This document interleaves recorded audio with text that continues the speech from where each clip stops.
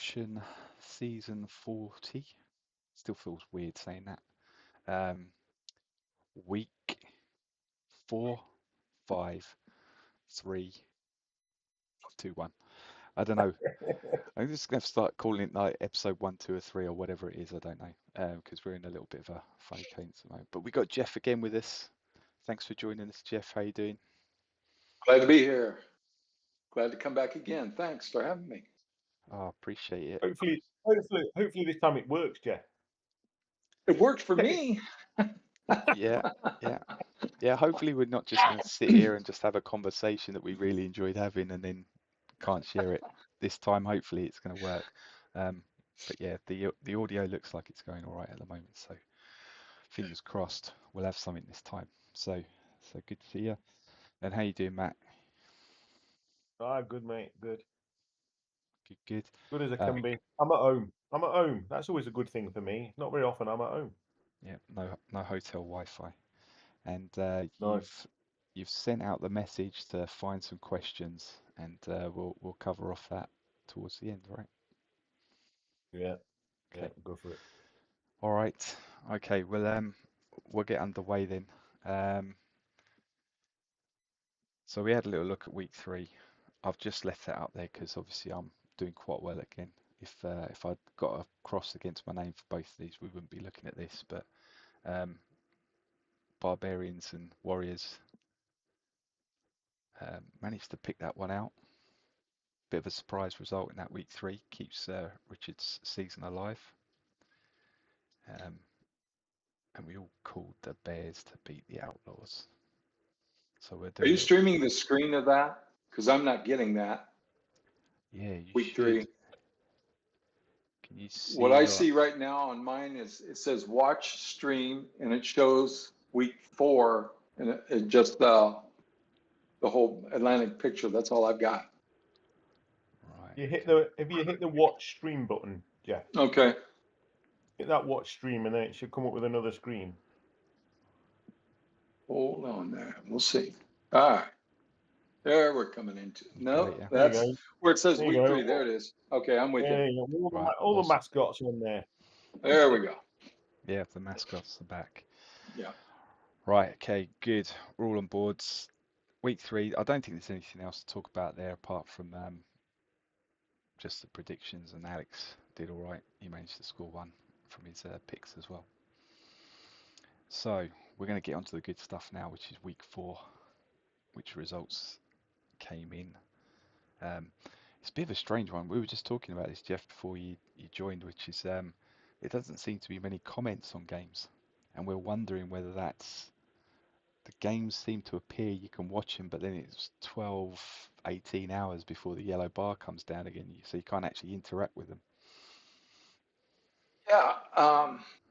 To me, it's I'm still getting to know teams and I don't even know that many of the coaches yet, except for you guys and the Delta guys and some of the coaches I've played right now. So and I'm still trying to figure out whose team is what. And a couple of them I'm starting to get a look at and I can see who's doing well and who's struggling. So I make sure I always make sure I talk to the coach I played because I think that's real important to do. But I don't know about the other Delta guys, but I think that'll pick up the new, well, myself and Jonathan anyway, that'll pick up as we go. And I'm starting to get into the flow of things. I mean, the first week I picked games, I was -2. So I've come up at least in that and started to figure out who's who. Yeah, the good old predictions. Strong contingent from the redaction at the top of the predictions league at the moment. Um, but yeah, it's a good point. Lost some new coaches again as well, so sometimes it just takes a while to get settled in, doesn't it, and feel like you're at home. All right, let's have a look at your game. We'll start with your game because we've got the Scorpions there against the Semver Magpies. Good old AI. Yep. Right. So let's bring that game up. Yeah, because I was not real thrilled with that game, to tell you the truth. How's that? Yeah, I'm sitting there at halftime behind, and it's nothing. I'm not belittling Nick or anything like that, but he's rebuilding his team, and I'm sitting. I've given up 20 points in the first half, and again, it was a little bit of it was poor. Part of it was poor execution from the team. Maybe part of it was also some poor game planning on a couple of things. We got going in the second half, and as we should have, but if we're going to be a competitive team to do anything this season in the Atlantic, we can't be doing this. I thought that was just ridiculous. Now, the good news is, again, in the second half, we came back. The defense settled down. We stopped turning the ball over. I thought Nick had a really nice game plan against me, and he did a really, really good job. His team, in that first half especially, his team was moving the ball. They were throwing the ball. They were doing pretty much offensively whatever the hell they wanted to. And in the meantime, we're turning the ball over. We're not making the plays we're supposed to be doing. So again, the second half, things got under control. We got control of the game, but as far as my 4 games that I played so far, this was by far the game I was the most disappointed with my team with, because like I said, it's nothing against Nick, but he's rebuilding. Everybody and their brother knows it. He knows it. He doesn't make any bones about it. So I thought he did a really nice job, and I thought the Magpies basically were bird shit. Nice. Yeah. It was one of those ones. I looked at the score and I'm like, oh, hey, Jeff must have put the game over on and he's let 20 points in the fourth quarter. And then I looked at the game and I'm like, well, that's different. So Yeah. You know what? I don't think that's that bad, because that's exactly what he did to me. He scored 19 points against us. He was just throwing long bombs to his age. I can't remember his age 9 receiver. Yeah, well, With and the that peripheral the vision. thing, yeah, but the thing that irritates me there was it's Lowell, I think, is the receiver, his number 1 receiver. Yeah. And I gave up. I didn't give up a lot of completions to him. And the good news is I was happy. There's certain things I'll look for in a game, and one of the things I look for is completion percentage, and I'm okay with the completion percentage. But then I look and I give up 4 completions to Lowell for 99 yards and 2 touchdowns, and that's just aggravating because I game planned for him, and we didn't do damn thing about it at times. So, but yeah, Lowell's a nice receiver. I like that guy, and his quarterback's doing okay too. He's just got to have time to let his defense catch up. Aye. Well, I sort of know what level that receiver is, and he shouldn't be doing what he's doing, but it's purely because of that peripheral vision. I'm sure of it more often. Yeah, absolutely. God, because I'll be honest, I inquired about him, so and then I was like, yeah. no, it's not. Think about it. Yeah, everybody's going to be inquiring about him. Yeah. Aye, well, yeah. So, but the thing is, he did the same to me. It was just long bombs. Yeah. The week before, and it's like couple of breakaways, and that's it. Got 19 points, no problem whatsoever. So they think won't be too disheartened if I was you. I just think it's just you're going against one of them top receivers with long bomb. Well, the you get thing with long bombs, Yeah, the thing it kind of tells me though is even with the rebuilding team, it kind of indicates to me the work I've got to do, because if we keep going and we do happen to get into the playoffs, if we make it that far, I'm going to start seeing more teams like that have that kind of a quality receiver. Maybe not peripheral vision, but really good receivers. And I can't be giving up that kind of stuff and think I'm going to go very far, because right now we wouldn't.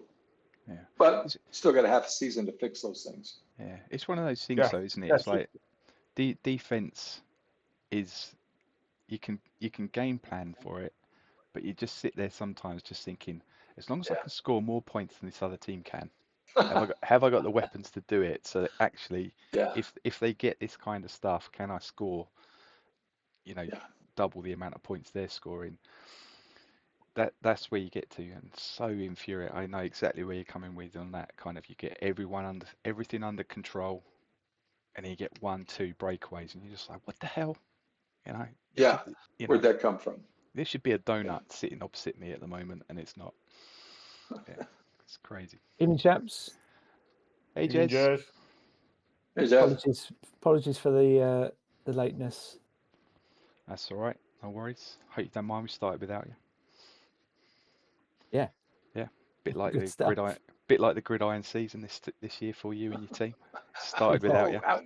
Listen, everyone else can crack on without me. It's all good. Ow. Right. Oh, dear.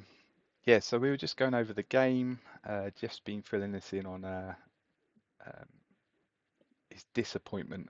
I love the fact that he's described it as bird shit, being the Magpies. That's great. That made me laugh. But yeah, so no special teams. How are you special teams, Jeff? How are you special teams? Our special teams are average, but I've said this, and I'll say it 100 times.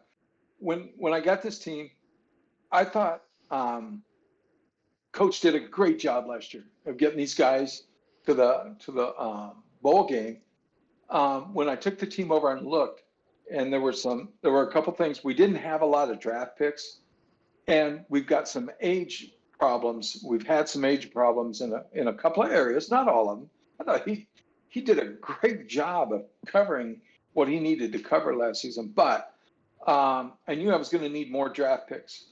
And so I look at it and I say, okay, where can I go get players from or trade players?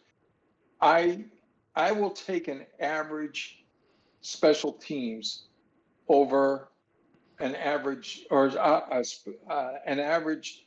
I got to have defense and I got to have offense. They're out there far more than the special teams are. So if I'm going to give up something, I'll try to give up special teams a little bit. And I don't want to be a guy that's kick returners doing 10 yards. I'm not talking about that. But I realized that last year, looking at the games, the Magpies were ripping off 35, 40, 50, 60-yard kick returns and 20 and 30-yard punt returns all the time. And that'd be great to have. But I had to get some linemen. I just had to get some offensive linemen. Was just critical for me if we were going to do anything. And I was able to do a trade here and there. I got a decent draft pick that I can work with. I've been working with to get him ready for next season. He doesn't have to play this season. So, yeah, I gave up some in special teams. And again, figuring out who I need to have on the special teams has been a little bit, because I traded some special teams players, got traded away this season so I could get draft picks also. So it's been challenging. I learned a lot.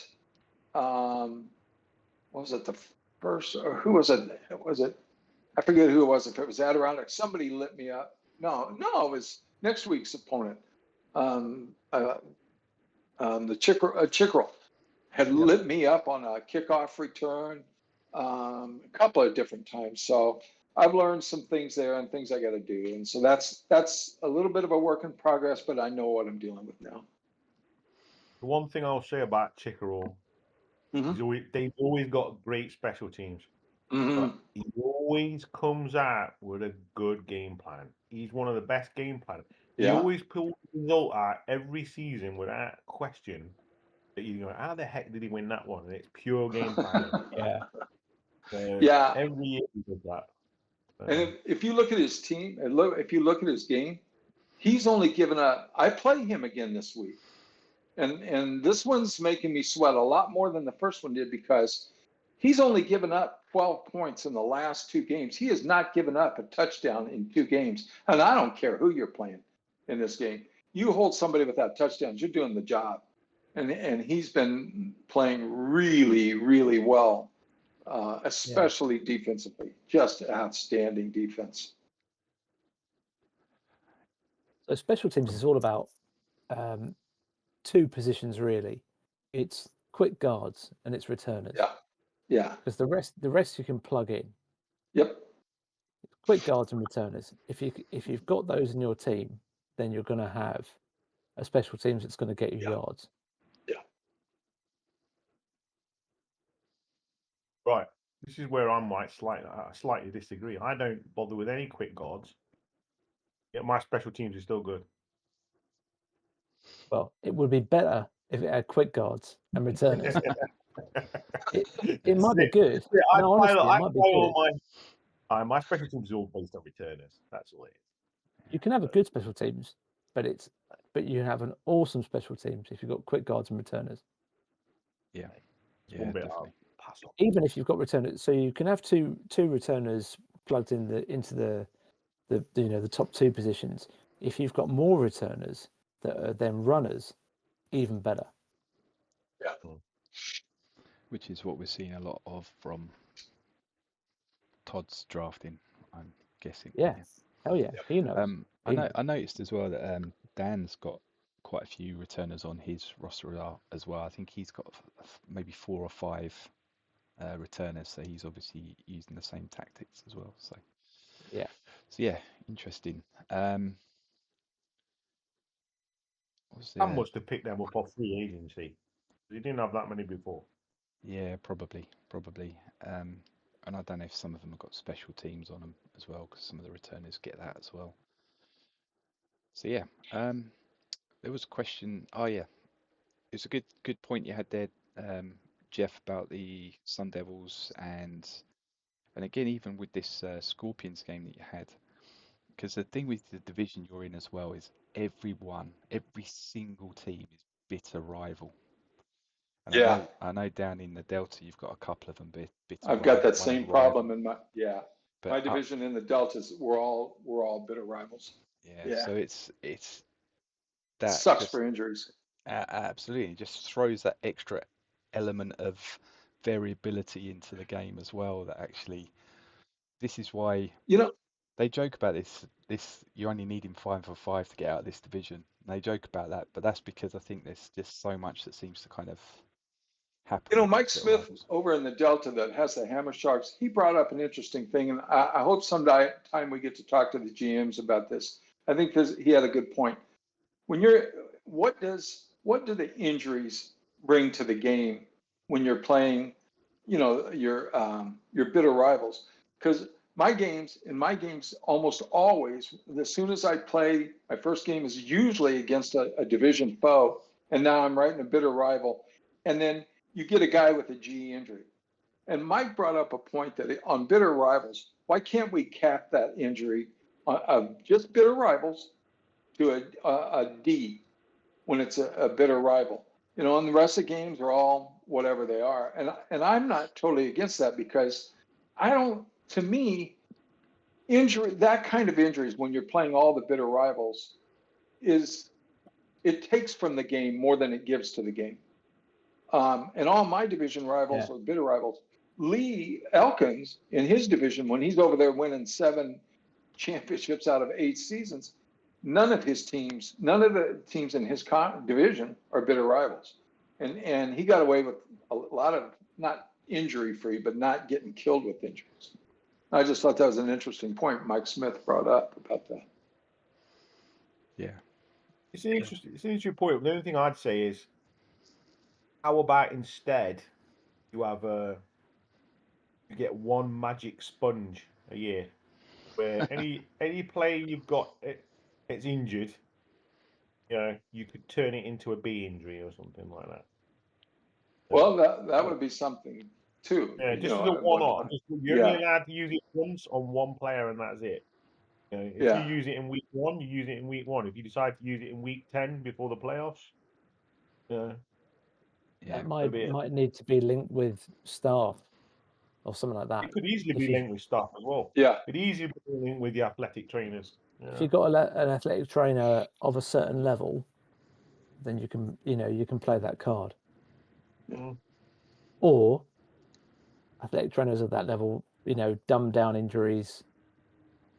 Yeah, I don't know. I don't know. Yeah, it's an interesting one. I like there's that jeopardy with rivals and bitter rivals and stuff that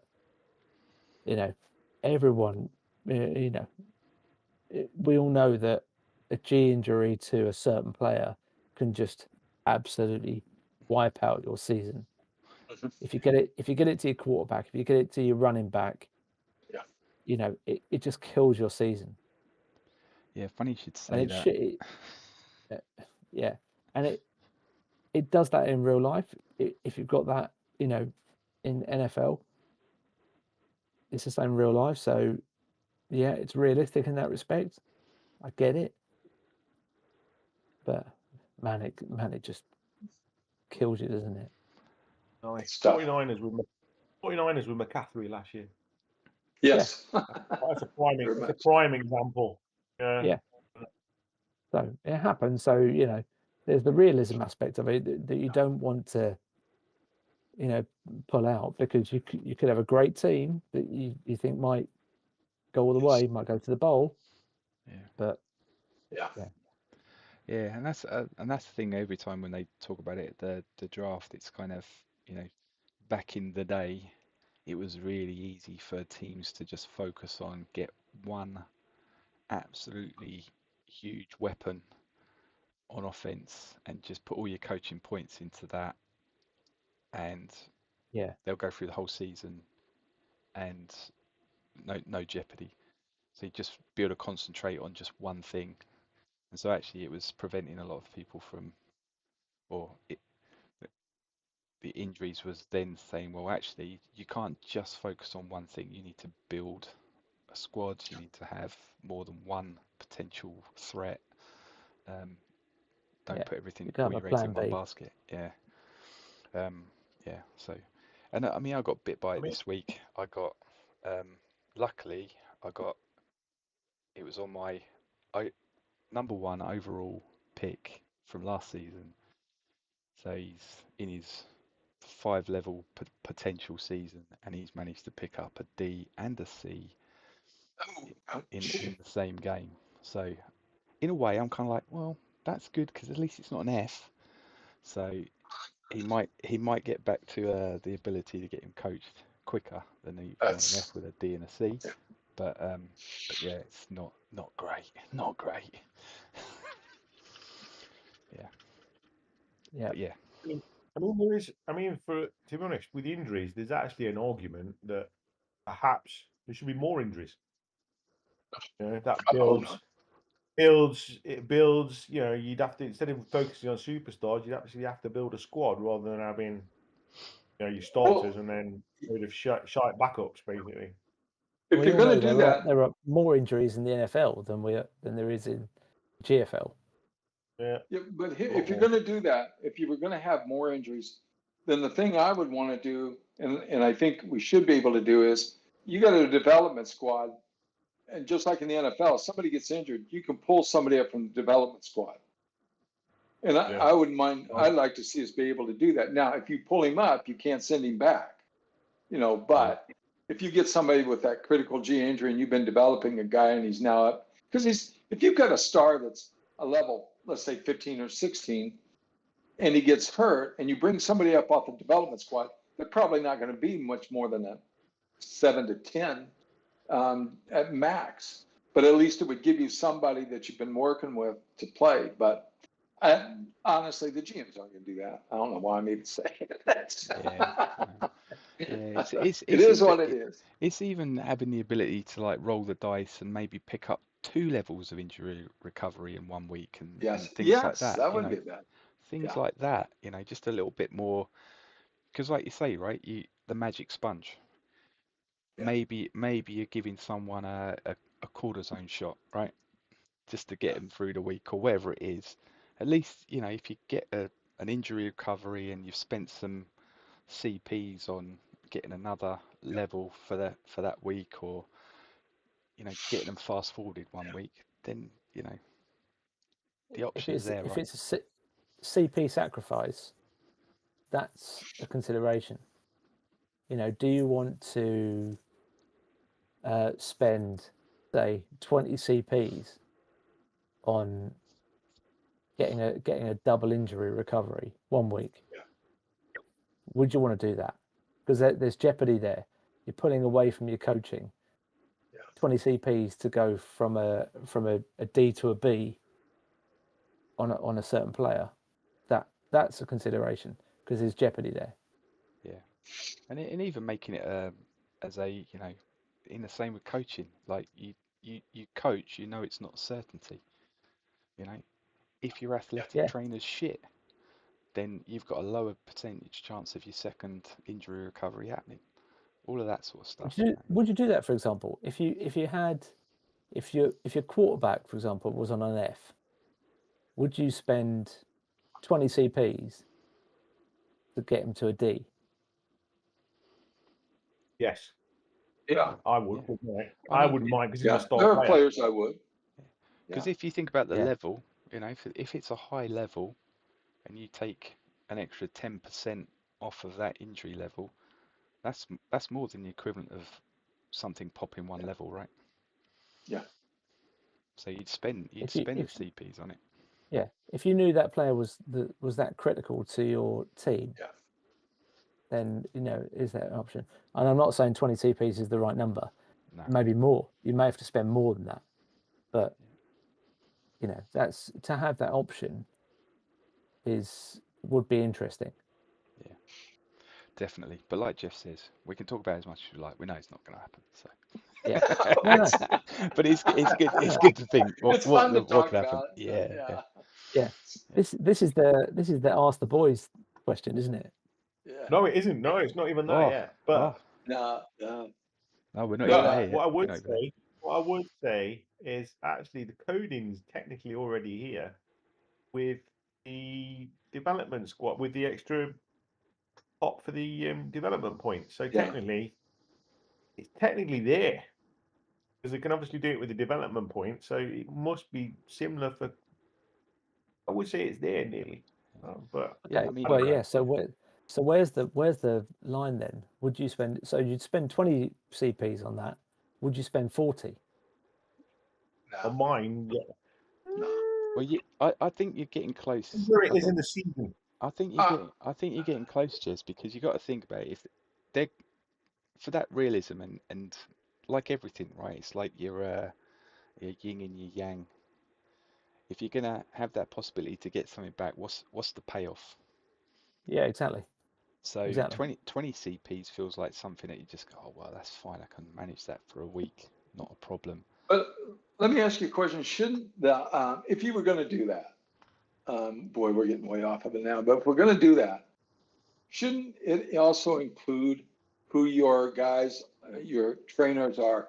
Because in the MIAs, you would, if a guy has a hire, I forget which it is, that helps them get better each week, you would want a guy, I would think that you should have a bonus for the guy that went out and found the trainer that has that to help them get and pay the 15 or 20 points. For me, I wouldn't pay more than 20 because I do still have a team to try to get ready. But 20 points, I think, is a fair amount because when you look at it, spending 10 points on development squad, if you're doing that, is that takes away 10 points takes away from a lot of training. That's two guys.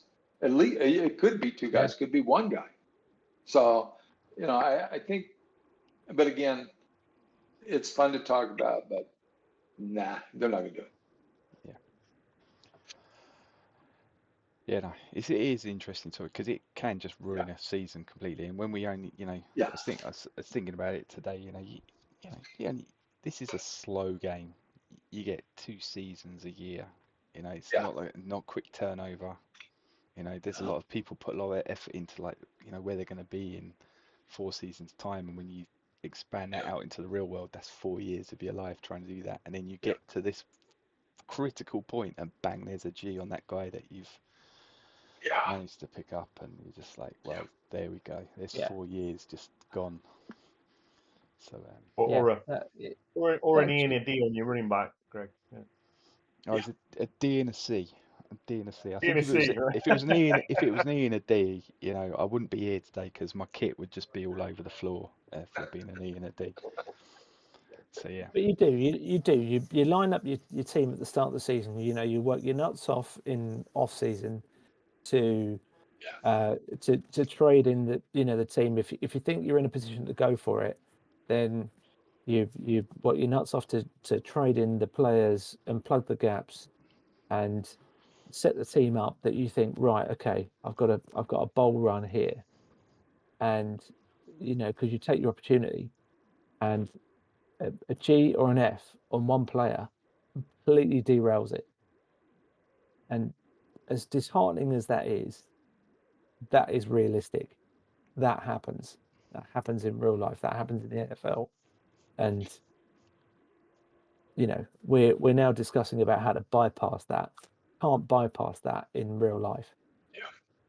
So maybe we shouldn't be able to bypass that in this game as well. So Yeah. it's realistic. I also think it depends on where it is in the season as well, because you get a season, you get a G in week 1 or week 2. You can live with it because you got all that rest of the season. As long as you can make it to the playoffs, he'll be back by that point. Yeah. All you need, an injury in week 9 to a star player is more of an issue than an injury in week 1 or 2. Yeah. But again, it's realistic. It happens. I know it does. Yeah, absolutely. And there's an element of that in the college game as well. It's the red shirting, and I think that's an interesting point as well, because if you get to that late part of the season and you're like, I want to dose this guy up and get him on the field, then the payback is you don't see him until week 6 the following season. So Matt, you're not telling me that you're looking at your closest competitors in week 9 when you're getting towards the bowl, and you're not looking at their game and straight away going to their squad to see what injuries they picked up that game, because you know how critical that is for them and your games that you're coming up in the playoffs against them. I do it every week. Exactly the same for everyone else as it is for you. I do it every week. When I saw Hunty Creary had got an injury when I played the Sharks in week 2, I was laughing. I was like, "Oh, that's a shame." Exactly. I was like, "Oh, that's a shame, Alex. Oh, it's terrible." Exactly. But when you get to the bowl game, right? You don't want to see that, do you? How many times? There's been plenty of times I've seen teams get there and you think this is going to be a good bowl, and then bang, one player that's had a season that you're thinking that's the difference. That's going to make this a good game. All of a sudden, that's gone, and then it's a 40 point, 20 or 10 blowout or whatever. That's the bit. And it's either a running back, a wide receiver, or a quarterback. Yeah. That cops a G, that then completely wipes them out of that game plan, and it absolutely changes the dynamic of the team that either you have or you're playing against. Yeah, absolutely. To be fair, that happened last year with the ball. I played the Magpies in the conference game. The returner got in a G, and that was it. Gary's main weapon was Brooke, who got a G, and then obviously that was his plan to try and beat Dan, and no special teams. Yeah. Good. We've got no chance. A bit of a blowout last year. But Would have been closer without it. As long as Low picks one up in week 7 or 8, week 7, that'd be good for me. So again, as galling it is for your team to land that, it happens. It's realistic. So absolutely. I think it has to be part of the game. Yeah. I've had it happen to me. I've had it happen against me. So it's Right, let's shift on. We talked about injuries enough there. We started with a bit of rivals. We've ended with injuries. We've fixed the game again. So let's move back. So Magpies, terrible season you're having so far, Jeff. Only 4-0.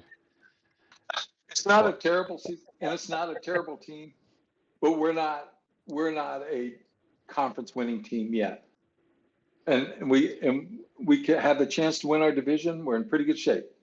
But if we want to go past being just a division champion, we've got to play better. And we're not there yet. But like I said, we still got a half season to go. A lot of things can improve in 5 games too. Yeah. And if you manage to get the result this week, 5-0, that's enough to win the division. So you can just put the call the Jets off at that point. 5-5 in the boxes. Now, Alright. here's what scares me. Let me say this one thing. This is what scares me that we were just talking about also.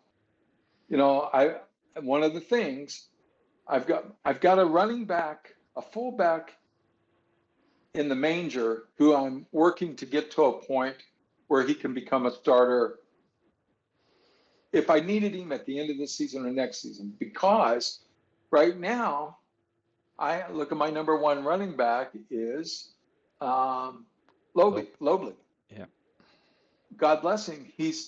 I every week, the first thing I do after a game is check the injury list because he's 10 years old. You know, now so far, so good.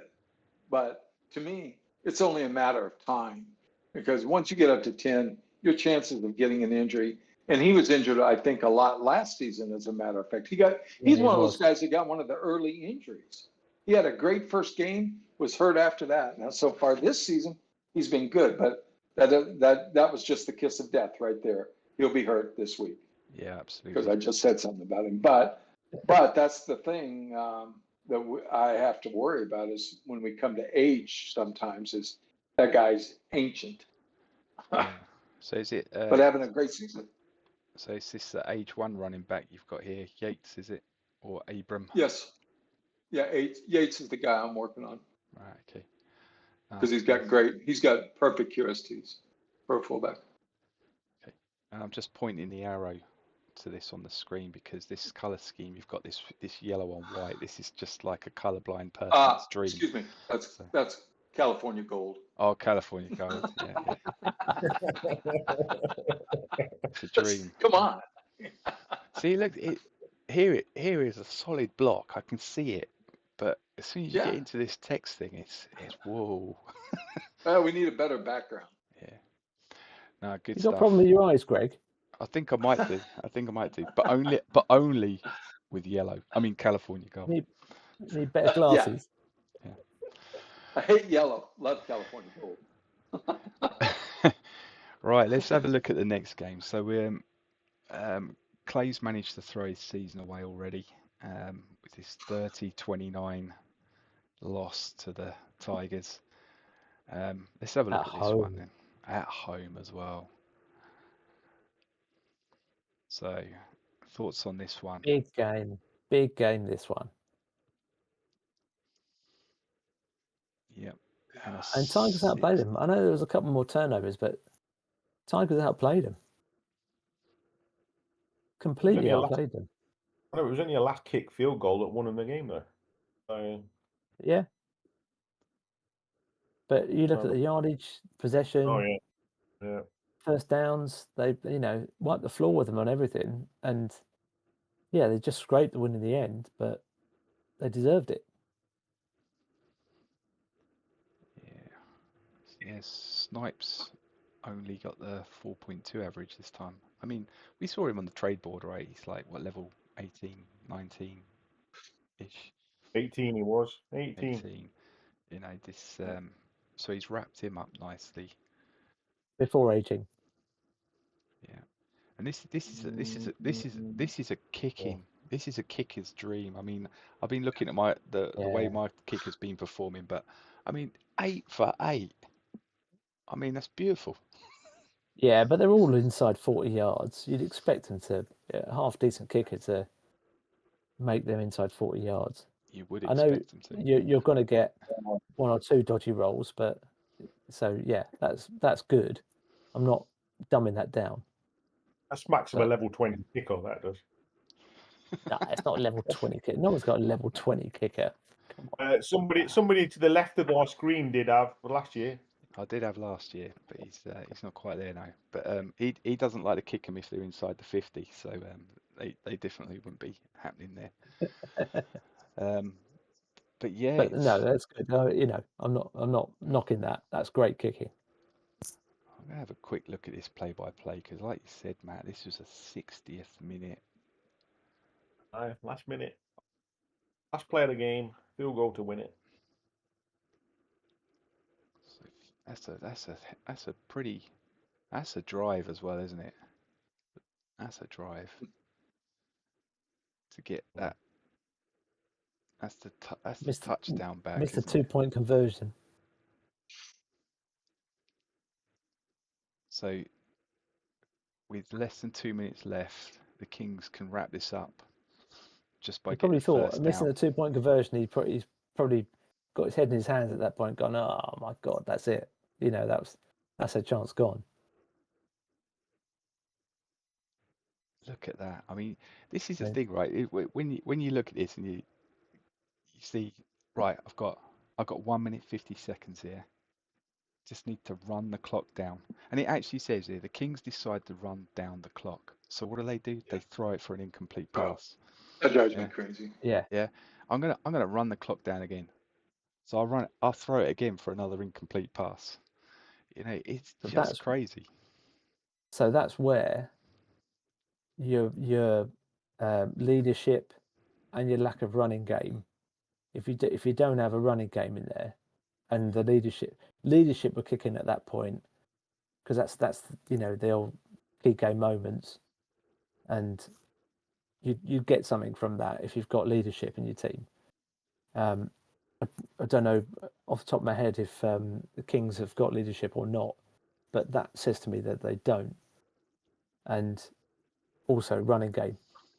If you've got a running game, then if you run down the clock, you're just going to run the ball, aren't you? Yeah. Yeah, because then that's and then just to watch that punt and then three passes and then a kick, 38-yarder. Last play of the game.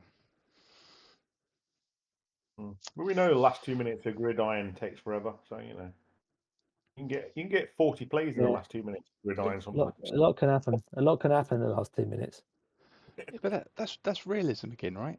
Because I don't know about you, Yeah. but whenever I watch whenever you're watching the last 2 minutes of a football game at either half, you're like, I swear they went into this last 2 minutes half an hour ago. What's going on? You know, Well, you got to remember the timeout or the commercials too. Well, you need to get you that in get there. 4 minutes commercials every time. Yeah. Yeah, we need to get that That's my bait wife into this. making an appearance. Yep, All back right. of the head. You see that though? I went to Yeah. watch my old American football team last week. 3.5 Which hour one? game. 3.5. Well, I used to coach for the East Kilbride Pirates, so my old team. But I went to go and watch them in the game. 3.5 hour game it was. No commercials, no break. It was three injuries. Three injuries required, I mean, ambulances each time, and it was like about 50 minutes. I'm waiting for an ambulance or getting them, carting them off the field and whatever. Yeah. Oh, we're back on injuries again, Matt. Come on. Was the diagnosis in the back of an ambulance a G or an F? The quarterback's definitely. I think he did his knee in, so I think that's definitely a G. That's a Z. That's a Z. He'll never play again. All right. Okay. Anything else we want to cover off on this game? I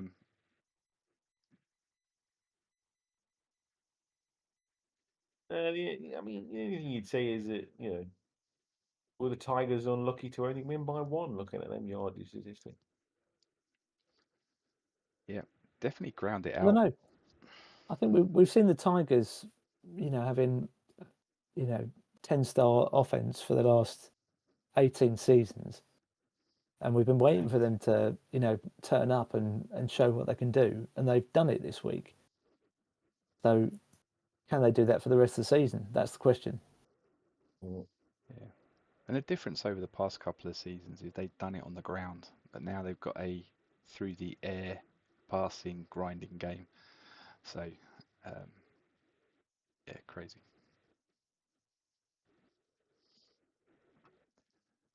All right, let's shift on to the last game we're going to have a little look at, and this was the Heroes Blues.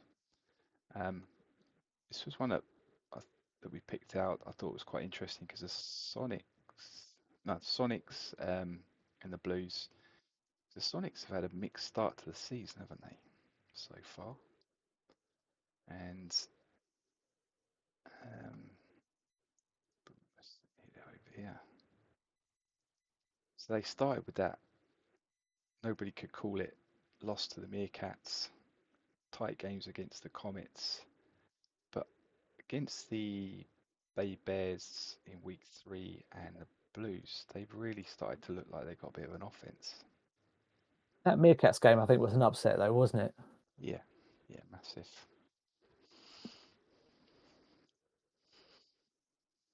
So they could be 4-0 at this point, but they narrowly lost that game at Meerkats. But they're a good side. They're a really solid side. Tad will tell you they've got gaps in that team, and he's covering them as best he can. But they're a good side. Yeah, the running back situation looks a little bit dire though, because he's only giving it to the centre. Oh no, the centre's just dropping it twice for -7 yards. So it's all through the air for the Sonics, but it's moving. They're moving now, which they weren't doing in the first couple of games. The only thing I noticed is Tad's quarterback's picked up an injury this week, so he's on a C, I think, as well. So Right. yeah, there's me going back to injuries again. Yeah.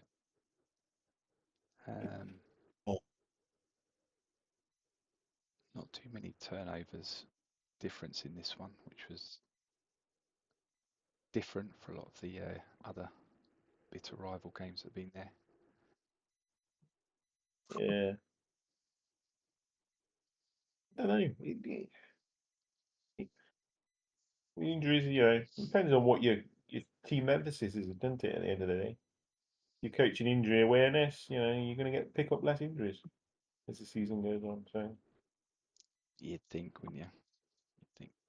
You would, but it doesn't always work that way, as I found out before. Yeah, absolutely. Yeah. Any thoughts, Jeff, on this one? Well, when I went through and looked at the games, and I was looking at Tad's numbers and stuff, and then I looked at Frankfurt's defense, and I wondered, and I didn't go back and look at all of Tad's other games, but I wondered about Frankfurt's defensive game planning. For a guy, Tad threw the whole game. He threw 58 passes, and yet Frankfurt's nickel defense was only on the field 13 of those plays, where everything else was still a 3-4 defense. And I think, what does Tad play offensively? What kind of formation is he running? A spread or a? He's running ace. Running ace. He's running an ace, and and which you can do and still throw 58 times. That's not, but that's what he's doing. But I think I don't know. Of course, I don't really know the coach from Frankfurt either, but it looks like his game plan was not expecting. Let's just say he wasn't expecting 58 passes. I don't think. Yeah, he's stacking the box in the 3-4. Yeah. Stacking the box. And a couple times too, if you notice, like in the blue on 3-4, he's doing some blitzing, and you blitz the strong safety, so he's not even going to be in a 4 deep. He's now in a cover 3, which doesn't help. And when he's got his guy up too, and he's playing inside the box on a stack defense. So I don't think he was expecting. I would assume he's not expecting 58 passes, and he expected Tad to run at least some of the time, and he didn't get it, which hurt him. As much as I hate to pull it back to injuries, the problem for Tad is his quarterback, Gardner, who ran that game, has picked up an E. Thank God I play him later. C. I said it was a C. Is it an E, was it? No, it's an E. Oh, okay. Well, that'll make a bit of a difference. So he is screwed. Who's he got this week? Who's he losing to this week then? It'd be another divisional. Comets. He'll be all right there. He'll get past that one. I don't know, because the Comets have started to pick up as well. Have they? Yeah, no, Yeah. Comets are strong. Comets are strong. Yeah, I'm not convinced. Comets only lost by 3 to them last time on the road.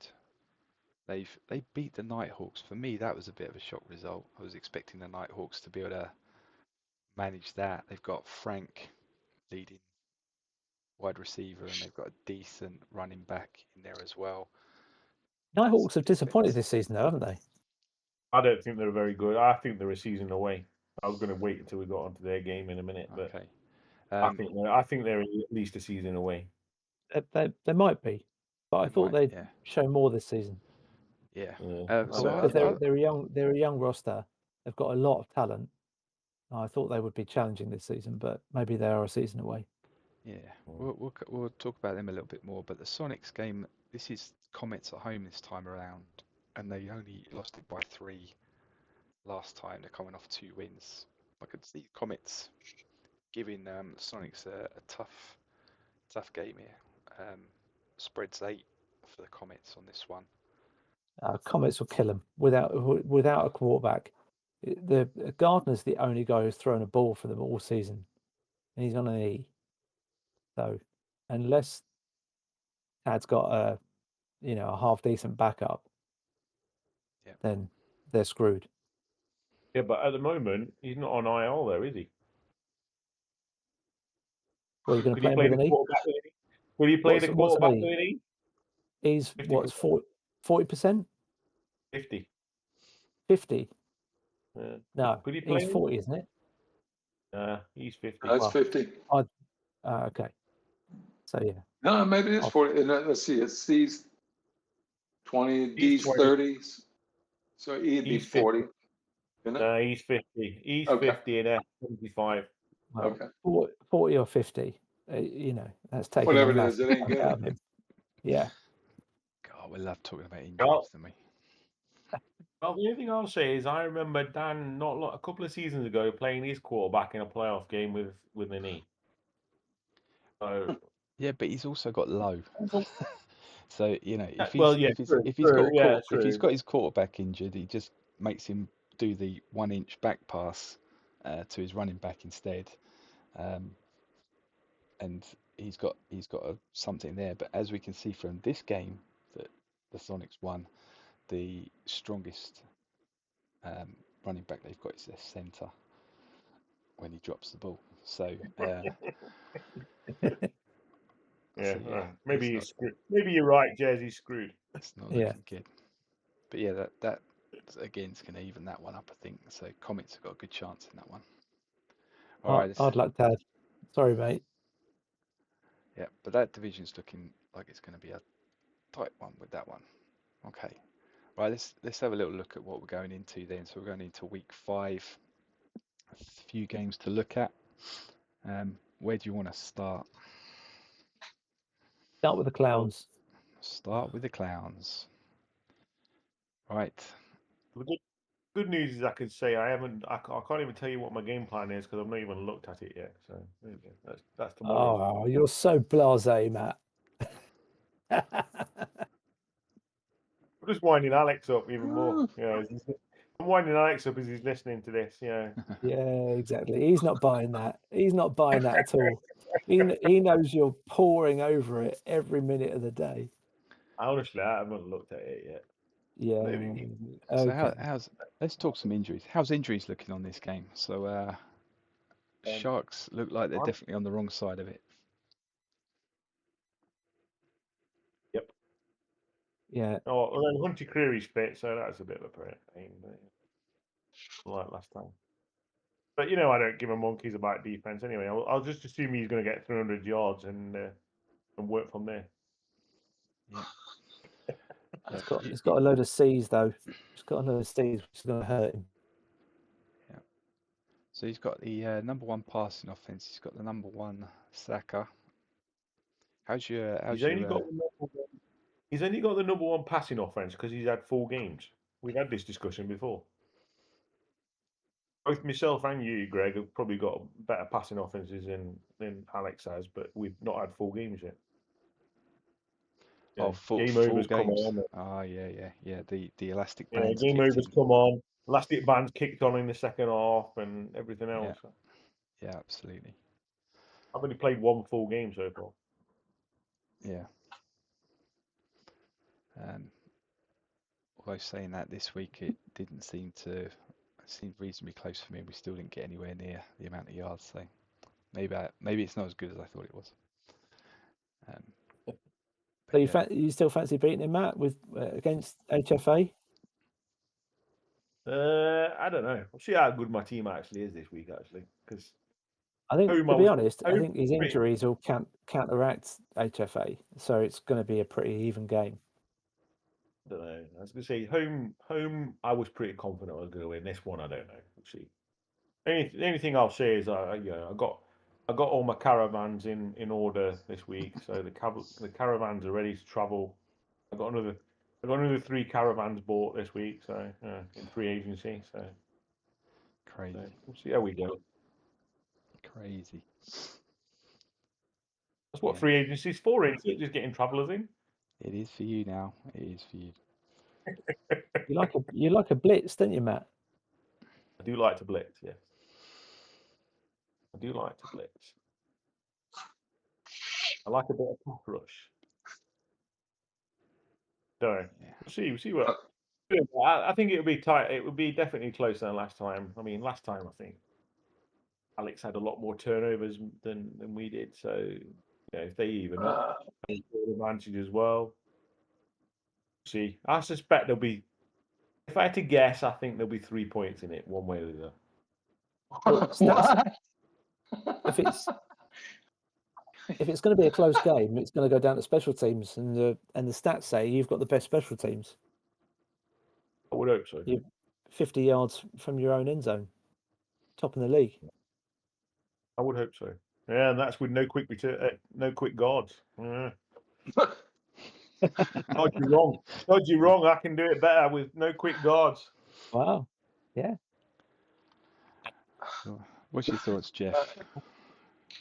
I think this is going to be a big old can of whoop ass for Matt. This isn't going to be a 6-point game. This is going to be 2 touchdowns. What, your defense is a lot better than his. You got the numbers don't lie. You got the number 5 pass offense, and he's got the number 31 pass defense. If you're not throwing the ball, it's because you took a nap. Because and with all the injuries he's got, I know he's at home and whatnot, and nothing personal, Alex, but I don't see this being a close game. No secret. I think it's going to be a lot of points. There'll be a lot of passing as well. Neither team likes to defend much. Yeah, what's defense? What's defense? Bugger defense. You're a defensive coach. What are you on about? He's got the number 5 defense. I wasn't a defensive coach. I was an offensive coach. I was a quarterback coach. That's what I was. He's a defensive coach that gives up 60 points in the bowl. So we reckon this is going to be a 100-point game. 100-point game. This one. It's going to be a lot. Maybe 80. Maybe 80. All right. Should we put some scores on it then? Yeah, go for it. Well, go on, Jeff. You go first. You want to know what the score is going to be? Yeah, give us an idea. Go for it, Jeff. 42-14. 42-14. Yeah. Oh, what I'll say is I'll take that. Yeah, I can hear Alex already going. I know. I'm sure. I can hear Alex. Prove me wrong, Alex. Prove me wrong. I used to like you, Jeff. I'm getting no more kind messages from him. Stampede are going to give up 14 points in 1 quarter. So I'm going 48-45. 48, 45. Okay. Now, understanding that Matt's the team that can give up 60 points easily. Yeah. Without trying. Yeah. I'm gonna go 45. Plays 60. 54. Ooh, OT. ooh, No. Right. OT by 9. Right, Matt. What are you feeling then? Come on, give yourself the kiss of death. Where are you going? 55, 52.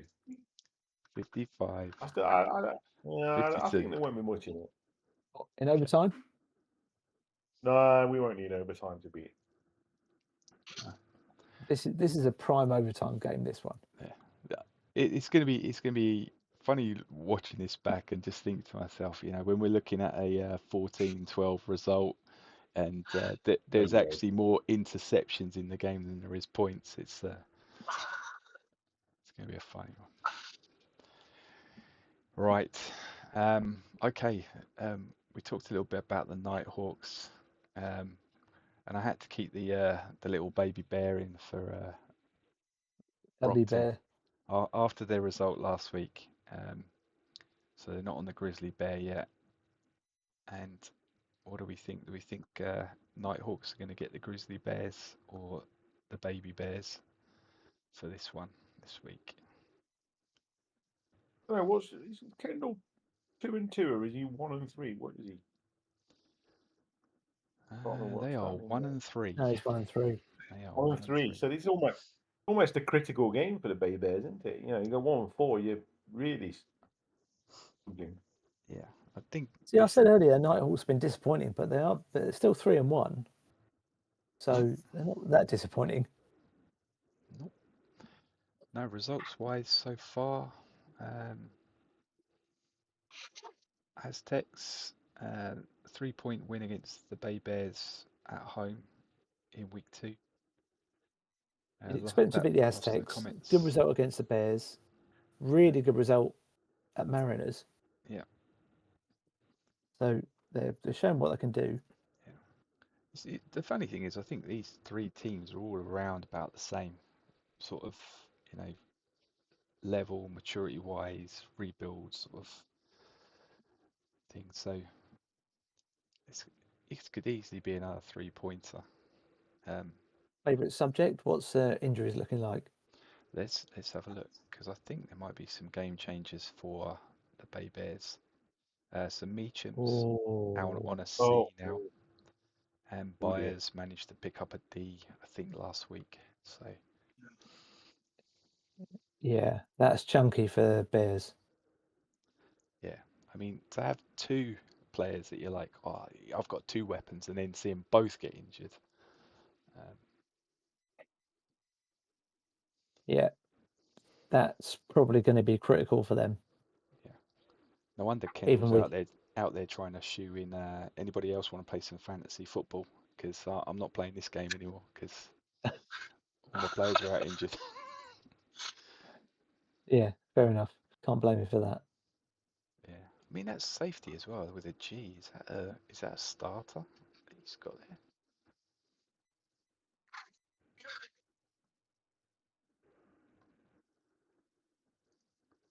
You don't have safeties in your special team, do you? Yeah, he's free safety starter. Picked up a G as well. Ouch. Jeez. Yeah, that is chunky. Yeah. You'd fancy the Nighthawks to turn them over without those weapons, wouldn't you? Yeah.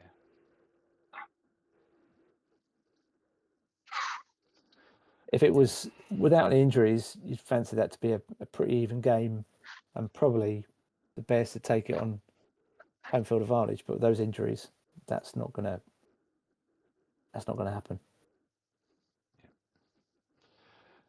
Yeah. What do you reckon, Jeff? You heard anything from Kendall about? Oh, I talked to Kendall. Kendall's in my division in the Delta, so we talk a lot. He's, I thought he was going to have a pretty decent team over here this season. The one that shocked me was I have never seen, sorry, Kendall, to even bring this up. I've never seen a running back on a team run for 500 yards and the team get beat.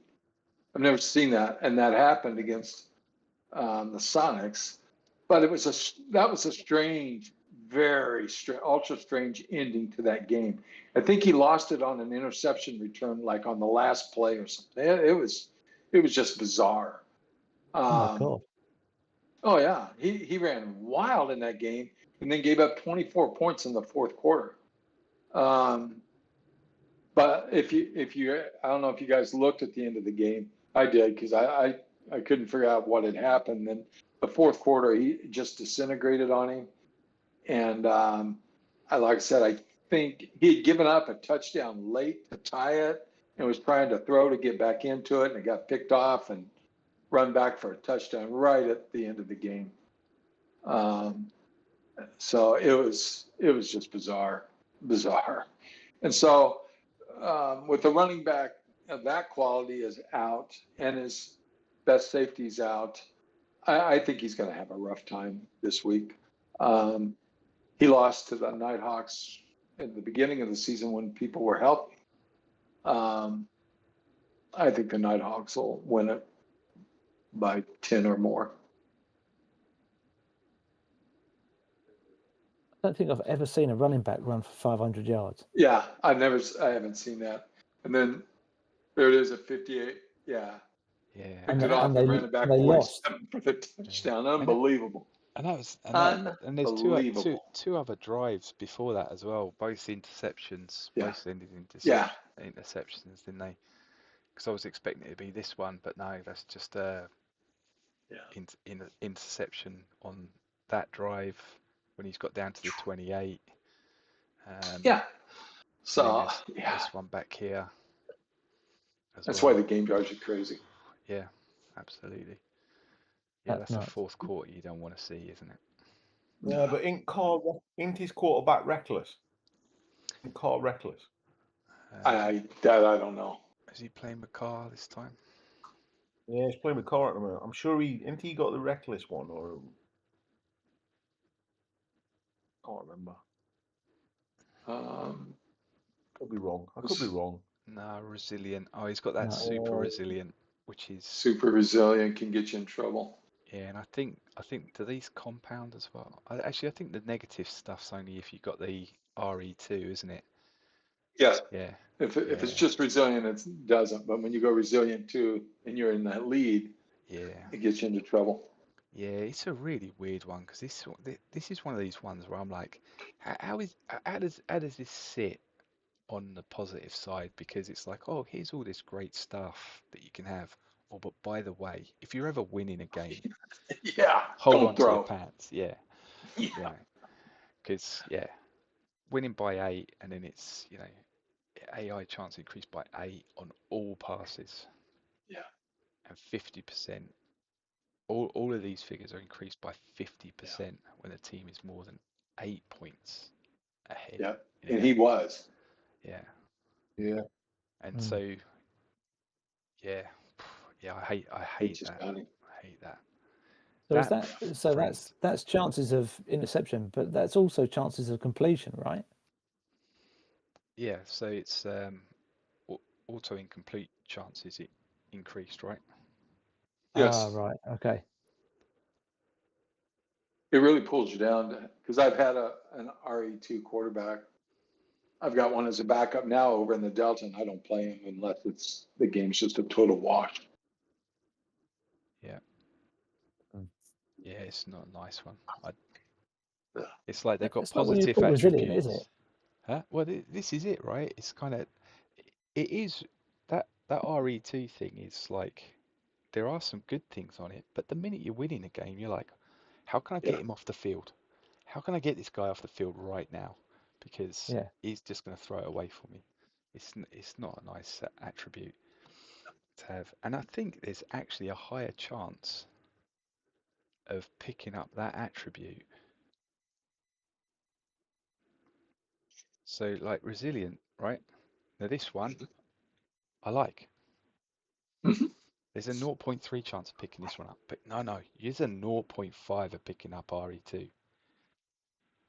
It's like, why am I getting a higher percentage chance of picking up the one that's shit as opposed to the one that's nice?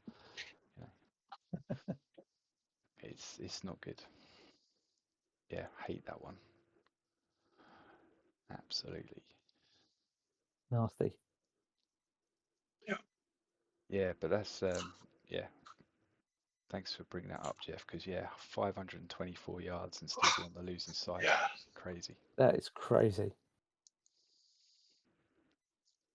And I'm sure Kendall's glad we've brought that one back up to Yeah, like I said, make him he's feel better. I just think the injuries are going to get after him this game with the Nighthawks. I don't see him being able to pull this one out. Yeah. Kendall's still having therapy after that game, I think. Absolutely. That's why he's doing the other stuff with the Yeah. the other football. Yeah. Right, who wants to call this one first then? Based on Yeah, what I'll go 28-10. 28-10. Jeff, you sounded like you had one in your head there. 21-10. 21-10. Matt? I'm going to go against the grain because if I was Kendall, I'd run that ball every down. I wouldn't even bother throwing a pass. Who's he going to run? Well, he hasn't got a running back. Eh? Byers is fucked. Yeah, but what is he on? C? It was a D, wasn't it? So it's still He's a D. potential. Depends. He's a D. Well, all right, he's a D. Play him still. He's still going to get 300 yards. He may very well. If he got 500 when he was fit, he's going to get 300 when he's. I'd run the ball. I would run the ball in this game plan and not throw the ball. But I'm going to go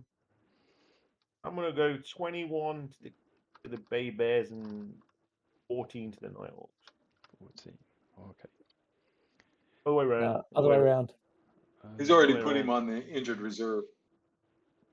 Is he? I'd still run the Wow, ball. you got to look at his injury report. Holy shit. Whoa. His injury, he's got 6 guys on injured reserve and one that he doesn't have to put him on there anyway, but what a load. He could be doing a switcheroo. Yeah.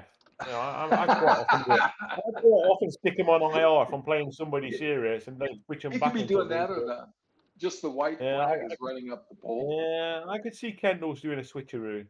See, I used to like doing that when you knew that the bar would come down spot on that 10 o'clock. You'd be like, you'd be like, right, okay, here we go. 9:55. Bang, switch him out. Bar comes down at 10. When it drops at 5 o'clock on Saturday, then it's a bit different, right? Yeah. It's like, I'm just going to publish my, my starting lineup and everything I've got, and then just give them 7 hours to have a look at it because you just don't know when it's going to happen. I think it's going to be a closer one. I think let me go 20 to 13. Well, that's not really closer, is it? It's the same as everyone else. But yeah, okay. Right, last one we were going to have a little look at was Heroes against the Barbarians. So this is another interesting one because we've got Heroes 4-0, Barbarians are 2-2. So they've pulled their season around from that 2-loss start to fighting back-to-back wins. They've key gamed this. They're at home. It's in division. It's bitter rivals. Anything could happen. Key game's going to kick in. Key game is going to kick in. Yes, good point. I like that. So yeah. And he's got Do, whichever one it is, up against his old team. He seemed to have a good game last time out. Because how old's he now? He's up there with 9 seasons. But he's put in a shift for the Barbarians now. He's not the player that he was, but he's still obviously useful. No, you got the experience. You got the experience when you're a quarterback. It makes a big difference. Yeah. Has he got? He's not an HS2 or anything like that, is he? No, he's a frenzy. So frenzy's a nice. That's gonna give him an extra 2 levels, I think, isn't it? Yes. Because it's. Yes. I think it's bitter rival they're playing, isn't it? So that's He's done well for a round 8 pick, hasn't he? yeah.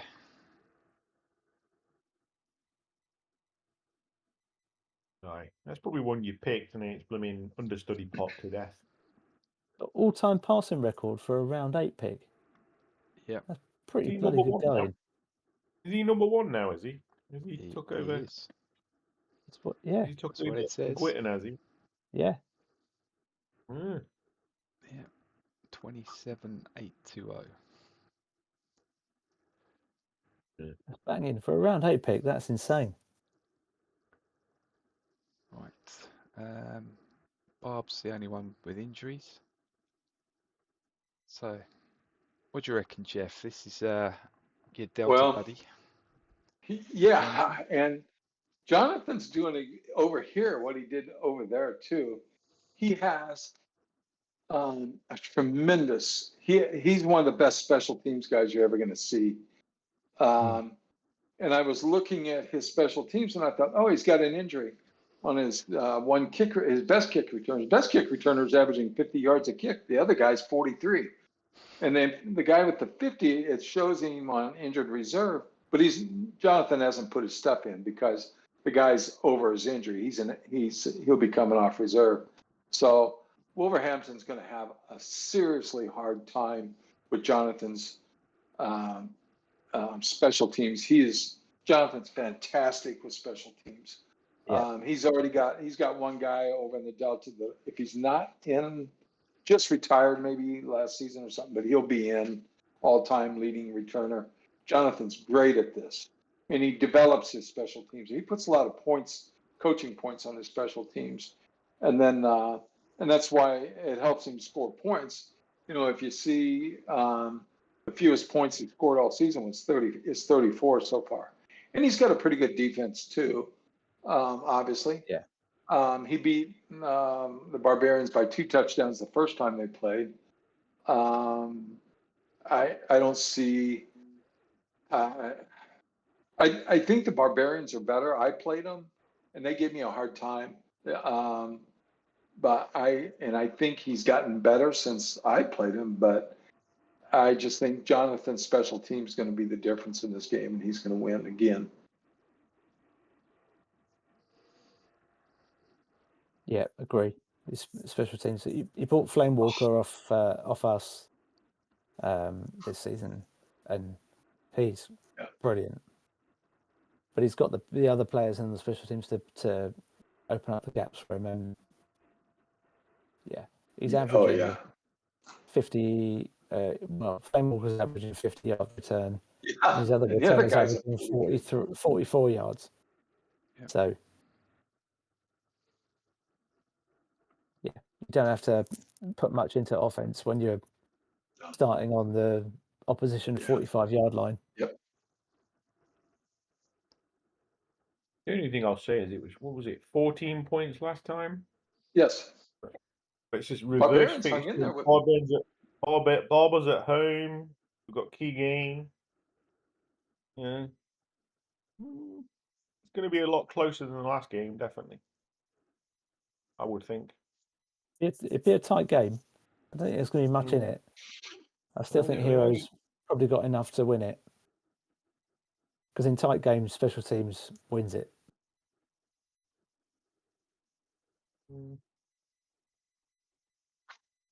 I don't know. I'm going the opposite way. I'm going for the hero. I'm going for the Barbars to win. Oh, you need to say Heroes there, Matt. No, Barbars to win. Come on in, Matt. What are you calling on this one then? I'm going 24-21 to the Barbars. Sorry, 21-24. Okay. OT. OT, is We're it? for an OT. Yeah, we're for an OT. Beat Jez to it. He's not managed to put one in yet this week. I can't put one in every week. All right. Jez? I am going 31-14.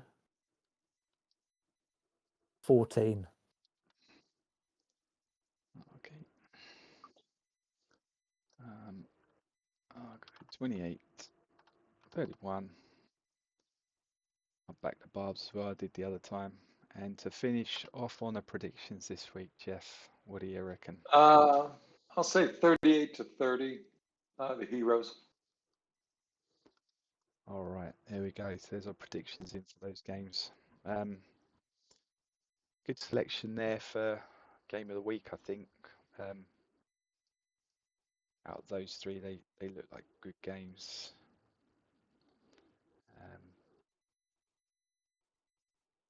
Anything else? Were there any others that stuck out that you just thought this is another one I'd have a little look at? Those three felt good to me. No, they're good games to cover. Cool. Yeah. All right, okay. So I think that's done on the reviews. So Matt, question of the week. This was it. What was it we were calling it? The Ask the Boys, was it? That's the boys. Yeah. Ask the I don't know where. Boys. That's the boys. Yeah. So basically, what it is this: any question whatsoever, gridiron related or non-gridiron related. Yeah. Oh, fucking hell. Yeah, exactly. That's exactly the point. Yeah, that was the point. I thought, let's see if we can get some dodgy ones. So I've picked a couple this week. So I'm not gonna. I'll only answer. What is it? them We're not if- okay. We're not dealing with what can I get my missus for her birthday. We're not like going there, are we? Or If you want to go down that route, Jez, I wasn't. I personally wasn't going down that route myself, but Well, yeah, but any- if you open it up to any question, then expect any questions. We'll see. Well, you know what? Nothing else. We can always edit that bit. I can always redact it. I mean, that's what this is all about, right? Always redact it. Yeah, exactly. We can always redact it. Right, Anyway, okay. first one, gridiron. First one's gridiron related. This is one of mine. If you were the GMs and you could do anything, how would you fix free agency?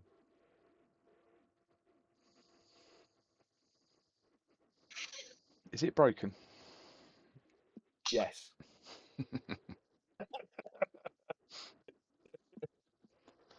Okay, in what way is it broken to you, Matt? Not relevant.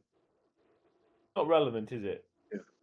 Yeah. Free agency in the modern NFL game is one of the biggest things in the league. There's no free agency basically.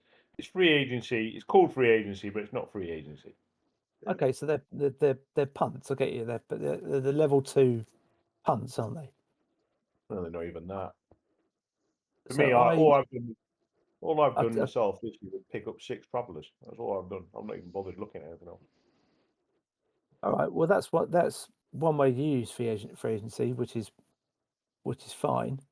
Other ways I've used free agency is I've picked up vet quarterbacks to try and get pops on rookie quarterbacks for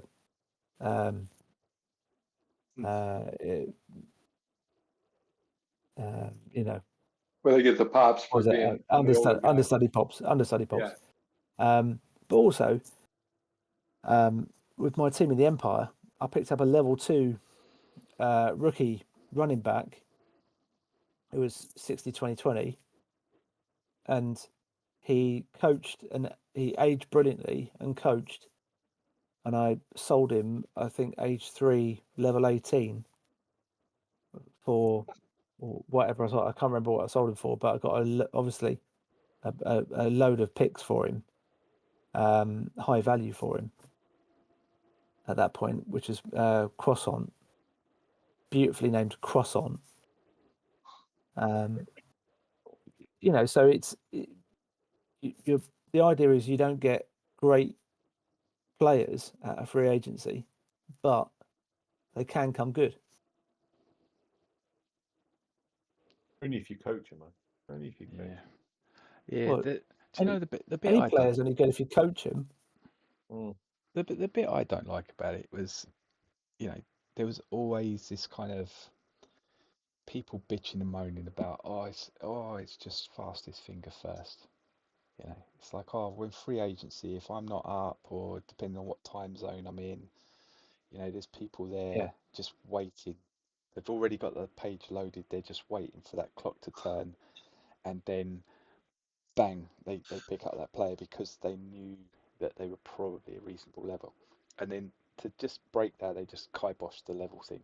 So I know, like, if I drop someone who's level 9, the likelihood is if you go on free agency and have a look at that player, they're going to be level 3. Bang, 7 levels just gone. Do any of you guys look at who has missed on the roster levels? So you know that players have got pulled out. So if they've got over the roster limit, and you know Yeah. Otto's picked out of Auto chop, auto. and Isn't and the then problem there though? They Yes, I did reduce the look. levels Yes, to I did only look be a at Greg. certain level. Well, Don't they do Oh, that? they do. Let's They say do. you had a guy that was a level 10 that got chopped or whatever, or you cut him. He can't be in. Isn't there a max level he can be as a free agent? is there? I I don't know think if there's there no, is. I don't know if there's a max Plus, it level. didn't when you, used to be. Doesn't he just drop by one? Nope. No, I thought they were no, dropping by more than one Yeah, they're anymore. dropping by more than one. That's for sure. Yeah, I mean, it's because like I if you don't. want to. Sorry, go on, Jeff. Well, my question is, I don't remember seeing anybody anymore in free agency that's above a level 5. I haven't seen one above a level 5. Have you Yeah. guys? Nope. no. No, not at all. Yeah. And this is the thing, And right? I thought they changed that rule a few seasons ago that, they weren't gonna let them stay at a level 10 or double digit levels. If they were gonna bring them, there's a maximum, which kind of, because remember, just like now, they changed it, what our roster has to be because of just what you were saying, guys. I think the GFL was doing this. Was the guys sometimes that were sitting there waiting for the opportunity to pick up the free agents like that, and they would get their players down, whatever it used to be, 47 or 46, whatever they used to do, and they changed that rule, and then they started reducing what the level could be to stop that. Yeah. And if you knew, So if there'd been like an auto chop, for example, on someone Yeah, that had been yeah, a decent draft pick, you knew it was like maybe a level 6 had been chopped. yeah, You could get in there, and you were getting a level 6 rookie. yeah, Yeah. And so that they brought that in. But the realism of it is a lot of the time, if people get dropped on the free agency, sometimes they get the call that says stay fit because I might need you. Yeah. So, where's the realism of, everyone who's a free agent just goes, oh, do you know what? I'm just going to sit in front of the TV on the beers for the rest of the season. Just, you know. Fine. Eating yeah. bags of chips on the sofa. Yeah, So exactly. if someone's exceeded the roster limit and they've got 5 more players than the roster limit, which 5 players get cut? Is it the lowest? Is it the 5 lowest level players, or is it random?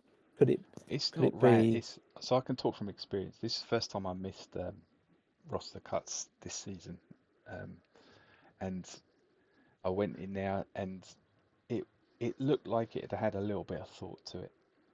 So it was like levels, but then also if there was a tie on a level, then the oldest player went. yeah. So They Okay. don't cut rookies on auto chop, do they? Or first year guys too much? I've never I, seen I, that. I don't think so. I don't think so. You It don't see. used to I happen. mean, It used yeah, to happen. yeah, yeah. Yeah, Because there was the incident in the GFL with around a first round rookie that got cut, I believe. So yeah, I don't think that happens anymore. I think there is an element of manual to it, which I think is why they encourage everyone to have it done. So I'm not sure how auto chop is. Let me put it that way. Auto Yes, auto chop. auto chop. Yeah. But yeah, if they got chopped previously and you went and picked them up again, I think it was maybe one level had dropped off of them. But now it seems like it's anything between 3 and 4 I think they levels. maxed it. Yeah. At 5. I think they did, but I'm not positive. Yeah. But if they reinstate that kind of like, if you drop it at this level and it only loses 1, then the other bit that needs fixing at that point is how do you make it so that it isn't just fastest first, finger first? Because again, I think it's timed as well, so it's 12 hours after the bar comes up. So you have to understand when the bar comes up as well to be able to say, right, 12 hours from now is this time, and that could be midnight for I others. don't think it's anything to do with the bar. It's 12 o'clock UK time. They do Saturday. it at noon UK time every time. Yeah. Is it? Okay. Because it's 7 a.m. for my time. If I want to look, if I happen to be up, which sometimes I am, sometimes I'm not, but it's noon UK time across the board. Yeah.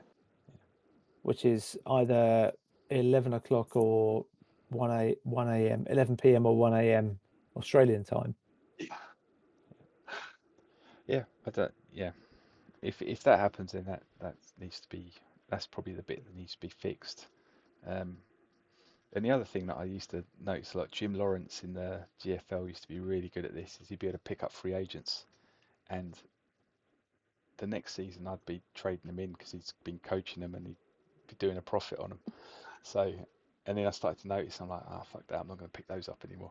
So, but yeah, he used to turn a reasonably decent business out of picking up FAs and then trading them in But the the thing following is, day. I like that.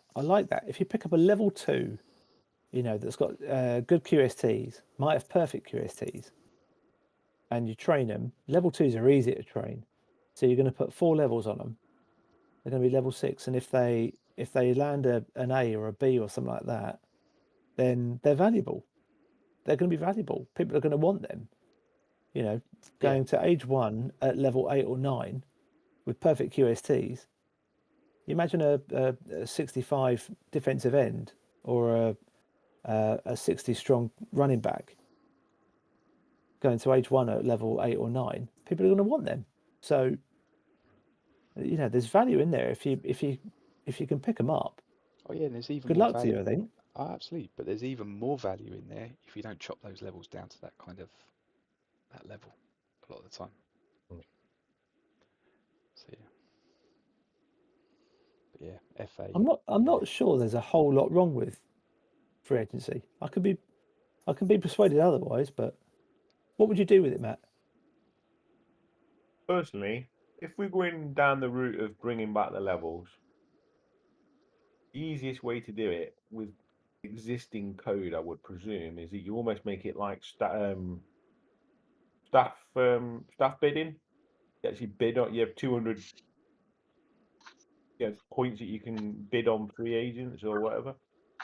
And you can factor in highest bid gets them. Every free agent level is known, perhaps, rather than instead of you picking 10 or you can all put bids on whatever free agents were and see who gets them. So if there's one particular free agent you want, you could put your maximum points in. If it's a tie, it then goes on draft position from last season, maybe. I don't know. Or you make it the way free agents are not free agents necessarily, but waivers. You make it like waivers. Yeah.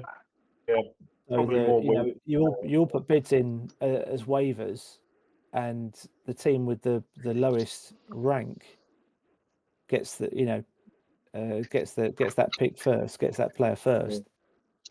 Yeah, that's probably a better way of describing it. Waivers. Yeah.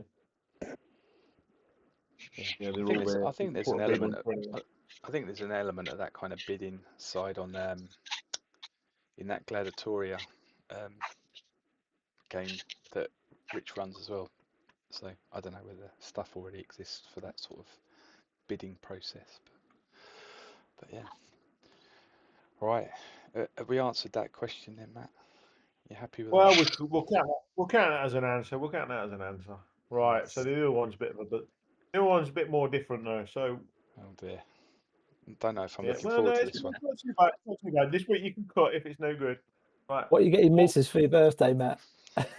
Well, I haven't got that problem, as you know. I've been divorced for a number of years, Oh, and dear. I'm very happily divorced. Very happily divorced, I am. So, right, here we go. Right. So, what was the first record or CD, if you're younger, guys, maybe, that you ever bought? Oh, Well, I know that. Go on then. Then. You know. Yeah, You I can tell you that. where it was. So the first single that I bought was Stand and Deliver by Adam and the Ants. Right, okay. Nice. And the first album I bought was actually by the Pet Shop Boys. Definitely younger than me. On the wrong side of 50, mate.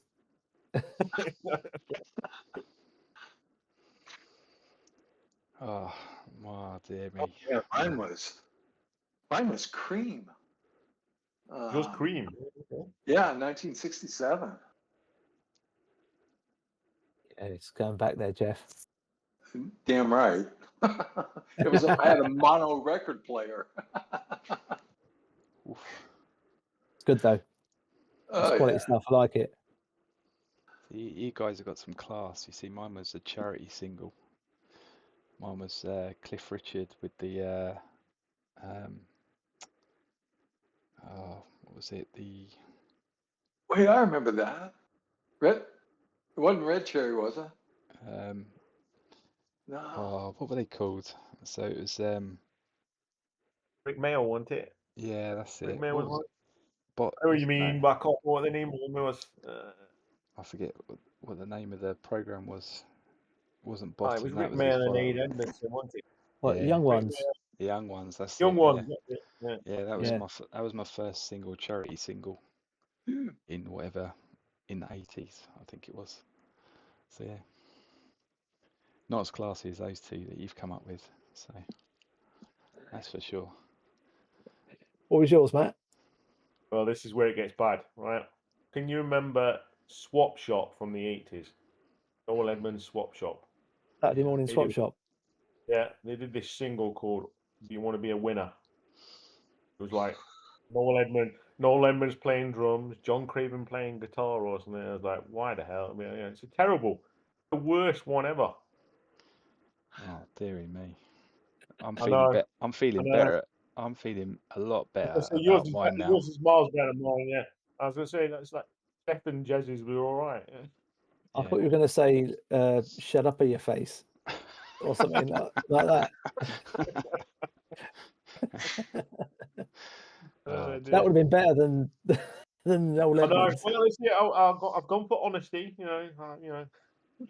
Yeah, I can't remember any others that I bought, and it wasn't my strong suit, music, when I was younger. So I don't think it is now either. But yeah, I'm sure I'll be able to through the magic of editing, be able to put links to all of those as we answer those as well, so people will be able to see how bad or good they were as well. So yeah. Okay, so that's the first of the Ask the Boys. So we want some better questions than that, don't we? I'm glad we didn't I'm glad we didn't go down the route of what was number one on the day you were born, because mine was Gary Glitter. Oh dear. Yeah, you definitely don't want to be in his gang. No. No, absolutely. All right, Thank you.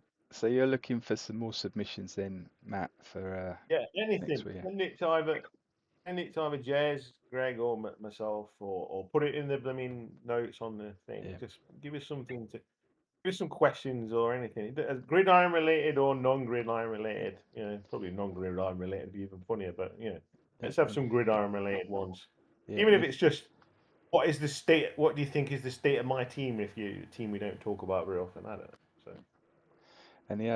And I guess if anybody wants to share their first singles or purchases in the comments, then please do. That's a good point, actually, Matt.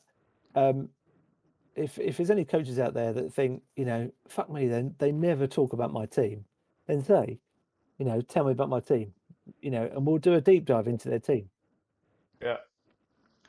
Deep dive. It's a fair point, because we tend to talk about the teams that are competing and the teams that have got, that have got something about them, and there's a lot of teams in there that are either rebuilding or, not at the sort of level where they're going to challenge.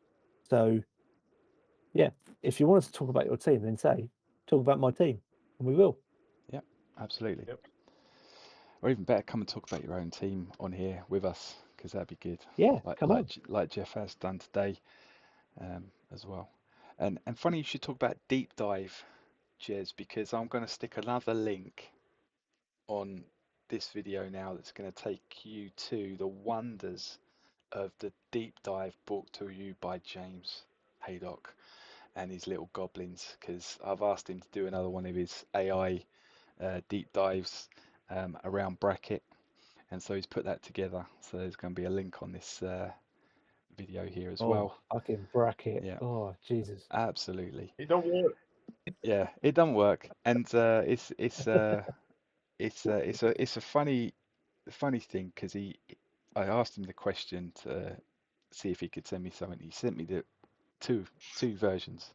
The first version, the AI just goes off starting talking about how it builds a bracket for the playoffs. So it spent 14 minutes talking to itself about playoff brackets and all the variations and all that kind of rubbish. And so he went back in and said, no, talk about bracket stances. So there's two there, the actual bracket stances, and then where it's talking about how you build a bracket for the playoffs. Those AI pods that he's done already are scary. Yeah. But brilliant. But they're brilliant. They're really good. They're really listenable. Yeah, absolutely, and you can listen to them on the redaction as well, because I've put them on the channel there, so you don't have to go off to the his Google Drive anymore. I said I can host these for you, so they're on the YouTube channel now as well. So yeah, no, they're really good. Yeah. So again, if there's anything you want on the deep dive, let James know in the comments, and we can get it plugged in, and you can have a listen to what the AI says, and see if you learn anything. Because that's the funny thing, is there are some things in there that actually I'm like, oh, okay, that's made something click a little bit more for me on making sense. So see how it goes. All right, anything else we want to cover off before we end today? Nah, I think that was long enough. I'm good. That's good. That's good. Thanks, Jeff. Really appreciate you coming back, and the sound. Hey, thanks for having me again. Appreciate it. Had fun. Yeah. Take care. Yeah. Cheers, Jeff. Hopefully we haven't fucked up the sound this time. He's tested it. Don't worry, he's tested it. I made him test it. It's the first thing I'm going to check, but yeah, it should be fine this time. All right. Thanks, everyone. Great to have you back, Jeff. All right. See you guys. See you later. Bye all. Yeah. Cheers.